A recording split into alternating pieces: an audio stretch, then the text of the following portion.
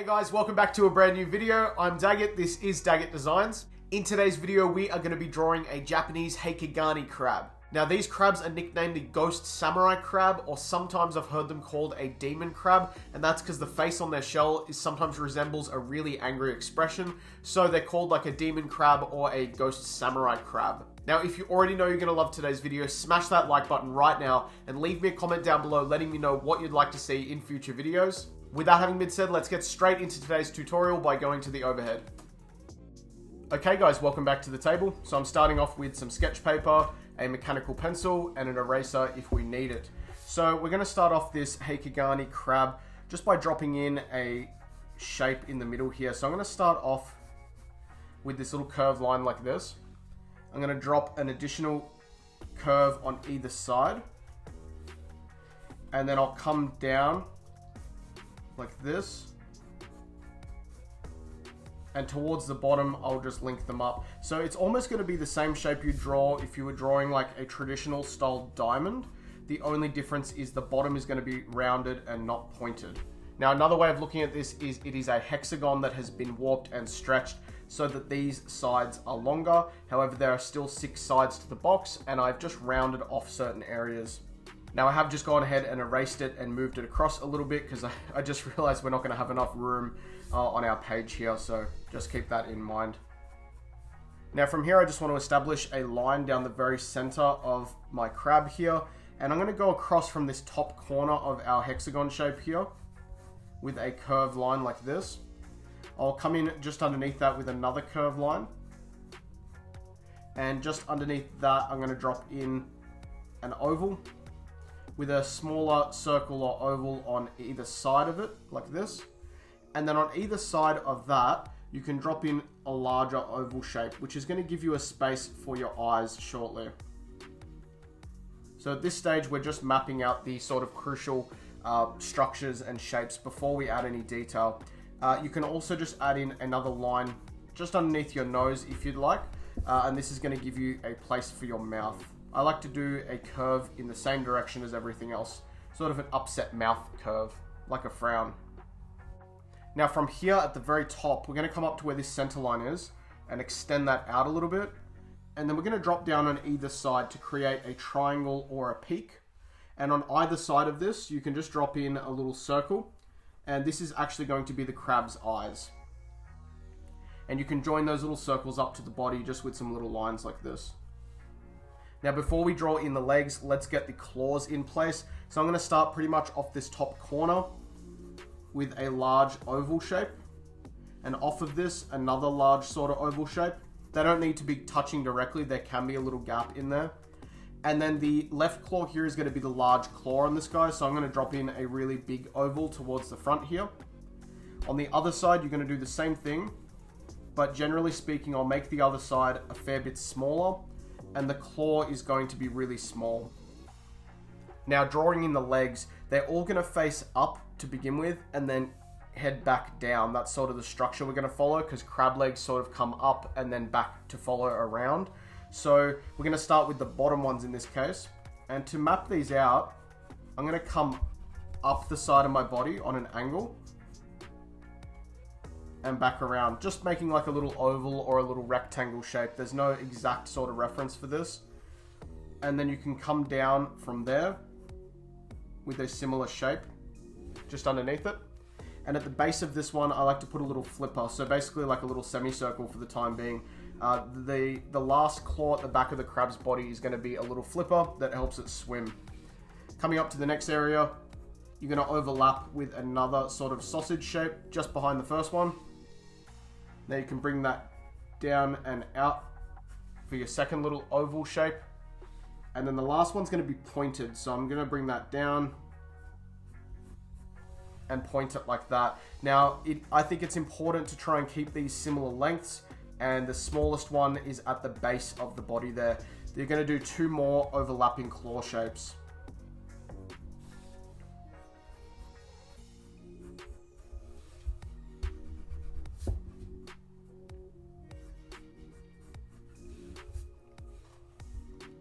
Once you've done this on one side, you're going to repeat the same process over on the other side.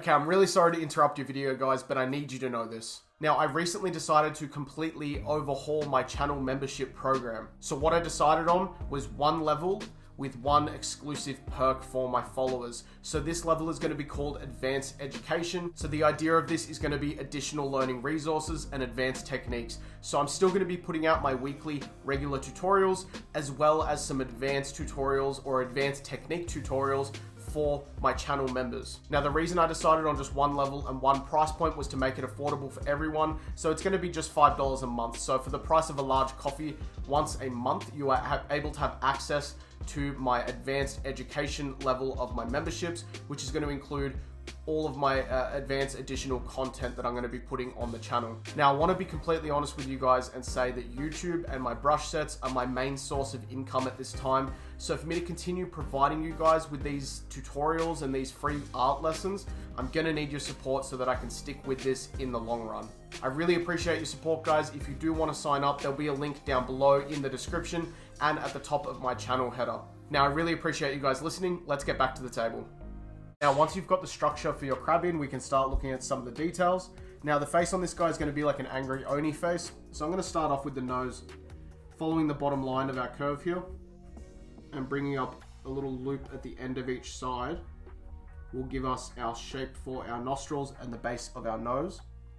Now you're going to do like some large M shapes on either side of this for the nostrils, like that.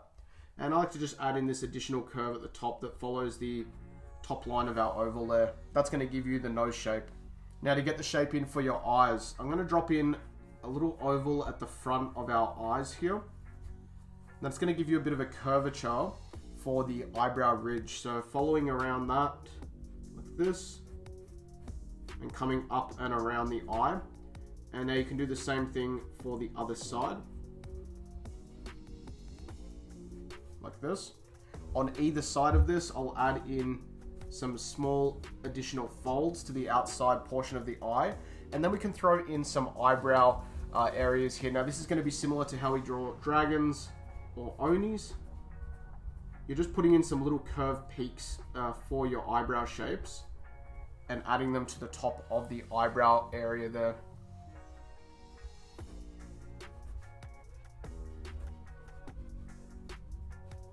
Now I want this to look a little bit more scrunched up and angry, so on the inside of those curves, I'll throw in these additional little folds of flesh, and maybe at the top here coming out from there, I will just add in a couple more details like this and add in some, a little bit more of that texture and detail. Now the eyes are going to be really basic. You're just going to follow the shape around. There's not going to be any modifying of structure. And you can add in your pupils wherever you'd like. I like to do a large circle for the pupil and then a larger ring around it to create the iris area.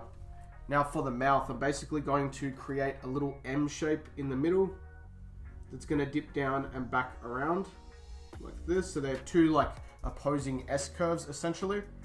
And at the ends of these, I like to put in the large teeth. And I like to have them facing up like this. So just drop in a curved peak like this, and another one on the other side. That's going to give you your sharp pointy teeth. And you can just loop that line around them like this. And then you can double up on that line to give you the shape of the bottom lip, just like this. And if you'd like to, you can throw in some additional teeth. This part is really up to you. That's a style preference on how you want to go about shaping your mouth and how many teeth you want to add. Now at the base of this area is the chin placement. So what I'm going to do here is, following my center line, I'm going to come off from one side like this and the other side, and I'll link them up in the middle. I'm just going to use like an M shape like that. Now on either side of this, I'm going to throw in more of those little spikes that we did on the eyebrows. This is going to give it almost like a bearded appearance, and it's really going to help with that Oni or demon aesthetic.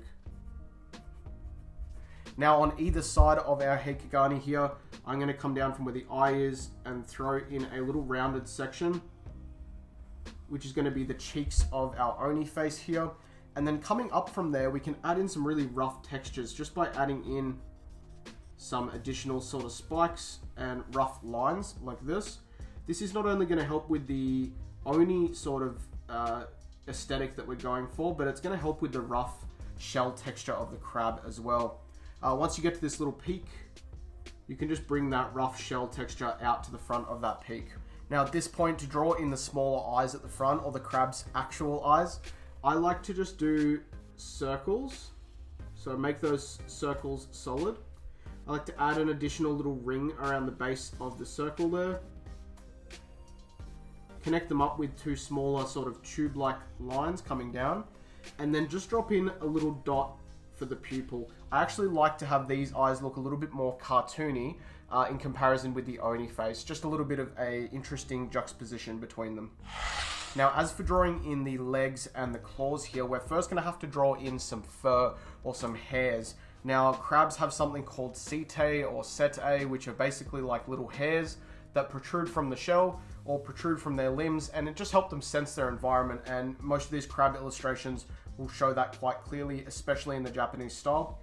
So coming around the base of these legs here, I'm going to add in these little flicks. These are going to represent the little hairs, and they're the exact same flicks you would do in the center of a peony, or they're the exact same little flicks you would do in a tiger's fur. So these are quite common in Japanese illustration. They're just whenever you need to indicate a small soft area of fur or fluff or feathering, you would use these little whipping lines. Now I'm also going to add those at the crown of each shoulder. I like to just add in a little curved line to tell me where to put those little lines, and then I'll bring those up and around following my shape or my curve there from either side. Okay, now drawing in your legs, I'm going to keep this nice and simple. It's going to be the same pretty much for each leg, with the exception of our flipper at the bottom here. So I'm going to come out for the top of our leg.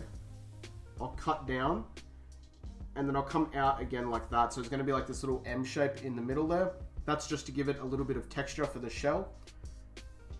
You can add in a little loop or a little circle at the base of that to create a connection point. Coming down from that connection point with the next part of your limb, like this. And then creating that same shape just underneath it with our little M shape there. You can add in another smaller loop for the connection point for the next part of the limb. And when I get to this point, I'll bring that line out.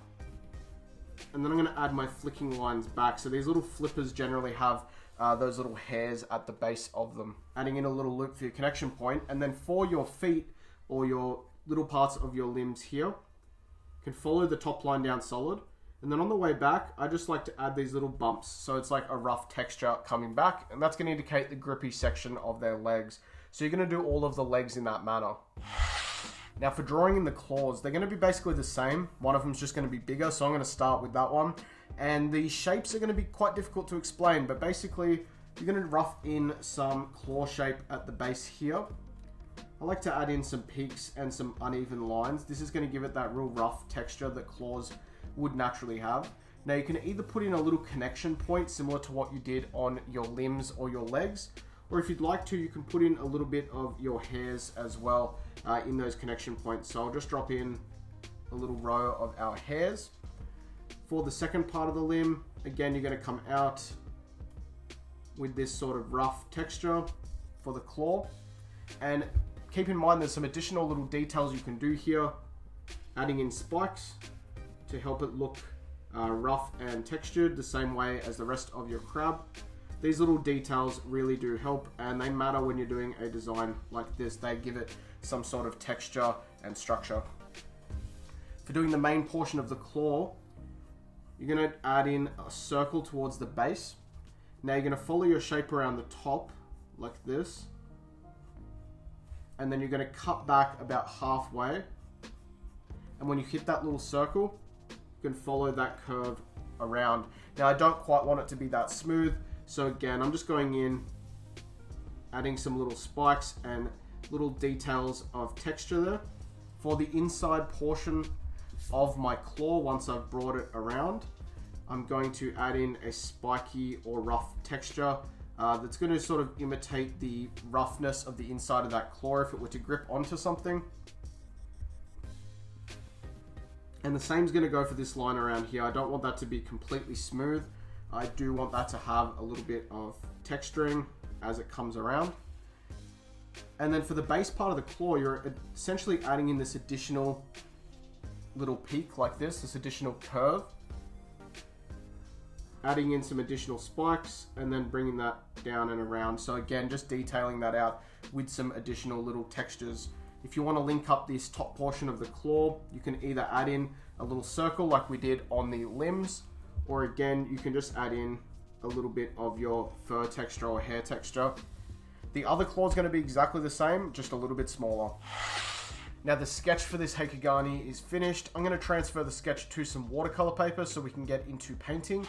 Alright, now that I've transferred the design to watercolor paper completely, I will mention that I went through with a fatter line for this outside of the body, just to help separate the body from the limbs a little bit. And I did that with the front claw as well, just to really emphasize the strength of that claw. Now to paint this one, I've set my palette up with carbon black, yellow, orange azo, and then I've mixed a couple of colors. So this is vivid red orange with a couple of drops of pyrrole red, and then I've also got a phthalo green with a few drops of phthalo blue to give me almost like a teal color. Along with this, my two brushes, Taklon synthetic brush number 5, number 6, and a glass of water for washing my brushes and blending out these colors. Alright, so starting out the way that I normally do with black shading. I'm going to come in on this one and maybe start the limbs first. And I'm going to start that off the hard edge of the limb and move down to the softer edge of the limb. So what do I mean by that? I'm going to start towards the top area of our limb with my black shading. And I will very gently just blend that or feather that edge out using my blending brush, like this. And then I'll come down to the next limb. And again, coming to that top edge where it's a sort of a hard edge with a bit of my black, and then feathering that out and just shading it down very gently using my blending brush. And I'm going to work down the limbs in this manner.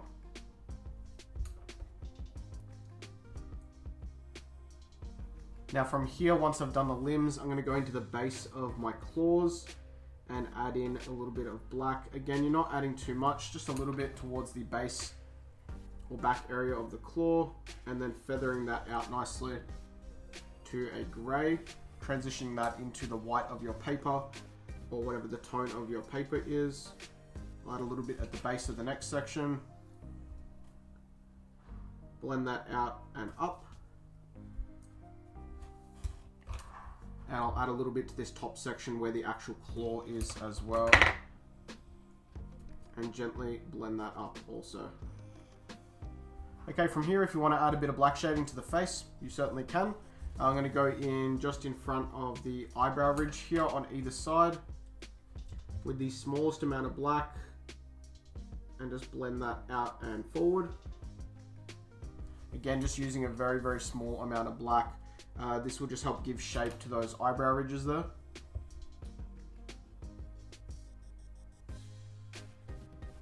And I may also bring a little bit of black just around the base of the teeth here, where the teeth come out from the bottom lip there. And I'll shade up and around that.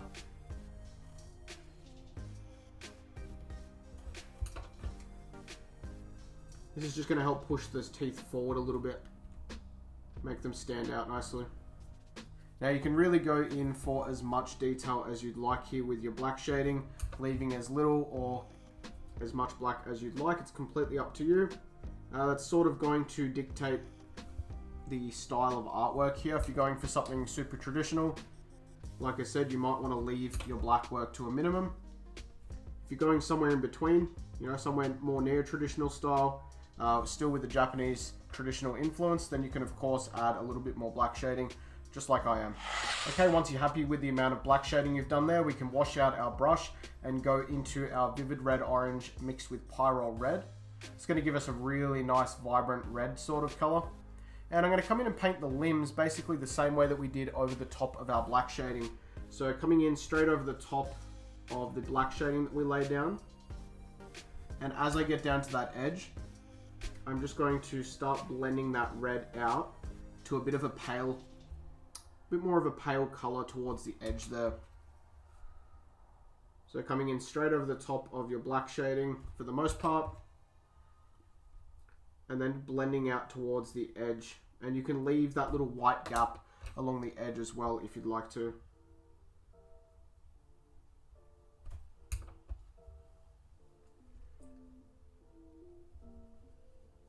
Now once you've painted in your limbs using that same method of following your black shading, we can start to paint in the main body of our design. So the way I'm going to do this essentially is just follow my shapes. So coming around the cheek here, and I'm going to leave a skin break along the cheek there, coming up towards my eye. And then as I come towards the top section of the cheek, I'll just get my blending brush and gently blend that red out to more of a pink and into white towards the bottom of my eye there. That will help soften things a little bit.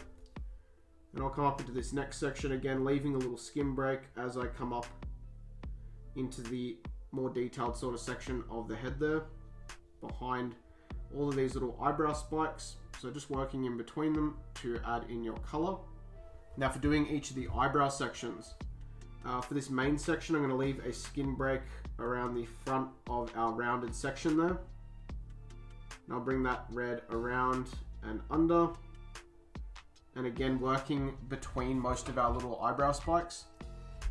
I think it's okay if some of them end up red, but working around most of them as best you can, just using your color here.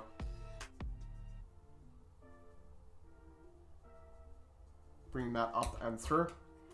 For the little folds underneath it, I'll leave skin breaks along those folds as well, just bringing the color down and between the hairs once again. For this little fold that's just above the eye, again coming in with solid red like this, working in between those little eyebrow hairs or spikes, whatever you want to call them, and then working your color around just using your blending brush to help move those colors around. And you can just leave these little skin breaks wherever you'd like them. We've covered skin breaks in so many different videos, but you know, I like to just leave them along the edges of certain lines to help break things up and give it a little bit of space to breathe. So that's the way you're going to paint the top section of each eye. For this little added detail, I might come in with a bit of solid red, and again just leave a skin break along the edge of my fat line there. That'll help separate those two little lines. Coming in underneath the eye, we've got this dark section, so I'm going over the top of my black shading and then bringing that out and through to the inside section here. And again over the top of my black shading like this. Pretty much anytime you have black shading, you're going to want to add red straight over the top of it, or whatever your main color is for this one. And coming into this little detail here, following my little fold around and leaving a skin break.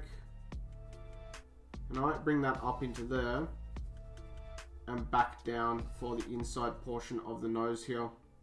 Okay, again following your black shading for the inside portion of the teeth and the mouth area here and underneath our nose. So following our black shading again for that. And then just softening those edges so that it blends nicely into the rest of the red that you've done. Now, if you've done both sides of your face like this, it should start looking pretty good. I'm going to come in underneath our bottom lip here with an oval shape of red.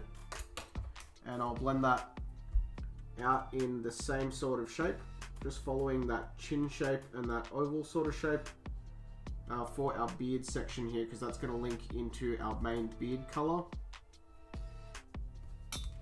And for the little section underneath that, I'm going to do solid red like this.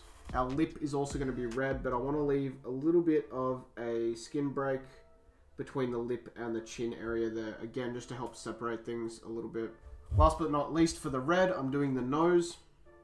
I'm just going to be following the structure here and leaving skin breaks. There's not really going to be any blending or shading here. So following the structure of your nose and leaving a skin break along the bottom line of your nose and around the nostril areas and around that top portion of your nose as well is going to help break things up nicely. Okay, from here I'm washing my brush out and I'm going to go into my sort of turquoisey color. Like I said, this is phthalo green mixed with phthalo blue. And I'm going to be using that to paint in the connecting sections between each of my claws. And this is a color that contrasts really nicely with that orange red that we're using. And now I'm actually going to be using that same color to do these little fur textures between the different areas of our crab limbs here. So I'm going to come in at the base of them with a little bit of that turquoise. And then I'm going to blend it out towards the furry part of those textures. So again, just coming in towards the base of those fur textures with our turquoisey color. And then I'm going to work on blending that out towards the soft textured portion of those parts of the drawing.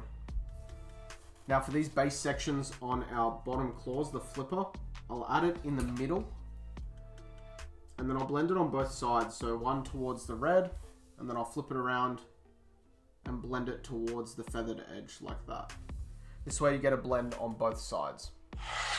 Okay, from here I'm washing my brush out once again. And now we're coming in with our last color, which is our yellow-orange azo. And I'm using that to paint in all of our little spikes, pretty much all of the remaining details. So coming in and painting in your spikes using your yellow-orange azo to begin with.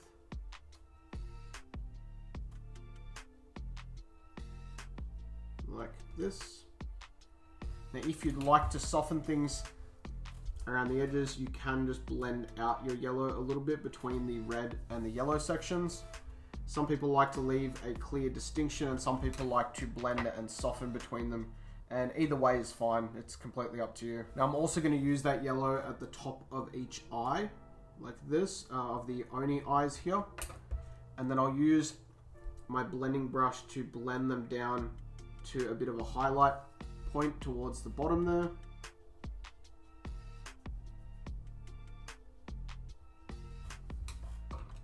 And I'll also use that yellow to paint in the main eyes of our little crab here. Now that is it for today's video, guys. I really hope you enjoyed this one, and I hope you give it a go. This Heikegani was a lot of fun. It's a very classic, traditional Japanese style tattoo design, and I really think this is a popular one, so I hope you give it a go. And like I said, if you'd like some advanced tutorials on this one, check the link in the description so you can sign up to my channel memberships and get the advanced tutorial for this design. Alright guys, I'll see you in the next one. Bye-bye. If you like the content that I make and you'd like to support the channel, make sure you smash that like button. And hey, while you're at it, check out one of these other great videos.